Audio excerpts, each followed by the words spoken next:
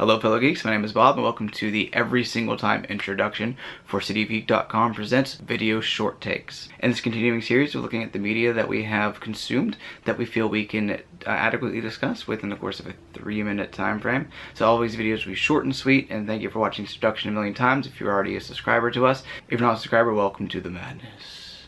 And go ahead and subscribe, hit that bell so you get a notification every time something comes up, like, share, and head on over to citygeek.com to see everything else that we're working on, whether it be longer form reviews, written, and video, our podcast, retrospective, everything that we're working on paranormal-wise, all sorts of stuff at citygeek.com. So head on over there and find us on Facebook as well for little bits of news that we put up they don't put on the website. Thank you for tuning in, and hope you enjoy whatever video follows this introduction. Until today, I haven't seen either of the movies on this action double feature.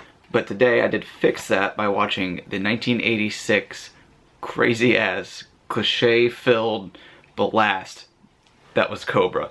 From scene one, this is the most cliched cop action movie from the 80s you could possibly get. Everything's dark and it's smoky, and Sylvester Stallone is super serious, you know, cool, giving his lines, and then, you know, throws the knife, and violence, and this and that. This is so incredibly violent, so incredibly cheesy, so incredibly corny, led by Sylvester Stallone doing a very serious performance. He's definitely into himself in this case. It seems like a very ego-driven project of his. And apparently it was, because he wrote this after being kicked off of Beverly Hills Cop. There's a story on Film School Rejects about that my friend Jason pointed out when I was watching this today, that shows that actually Sylvester Stallone was hired to play Axel Foley, and he rewrote the script, fired him like as soon as he turned in the script and said, no, this is not the movie you're making. He went and made this movie. Technically it's also based upon a book by Paula Gosling, but this is definitely more of Stallone's ego-driven project. You kind of feel that as you're watching this. It's like Stallone being Stallone, presenting Stallone. It's directed by George Cosmatos. He also made Rambo First Blood Part 2, but this movie was everything that exemplifies cheesy 80s movies. The non-stop, over-the-top violence actually wasn't too much over the top. It wasn't so much as, say, a Schwarzenegger movie at the time, which kind of shows the difference between Schwarzenegger and Stallone, where Stallone I think takes things more serious. Schwarzenegger knows this is goofy and stupid and we're gonna go have some fun. But I loved so much about this. Not just the action sequences and the chase, including like the really bouncy freeway and everyone's cars are flying in the air.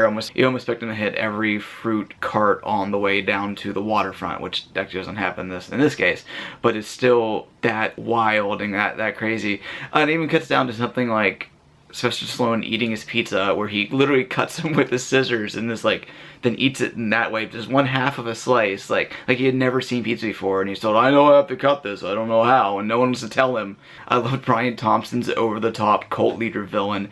The basic plot of this is that the villain, played by Brian Thompson, is trying to kill the one witness to this crime he's done, because it's just crime all over the place. Blood, violence, violence, violence, violence. And so he's sending his entire crew to kill this one woman. He sacrifices must have been dozens to hundreds of henchmen, leaving so many great action sequences. Is so fun, so cheesy, but I highly recommend watching this if you're a fan of cheesy action movies, which I do like. Cheesy action movies, I don't like general middle-of-the-road action movies, but I do like the worst of the worst, the most cheesy, fun, glorious 80s explosions and knife fights and the weird shit and going full bore crazy. So I recommend Cobra for that reason.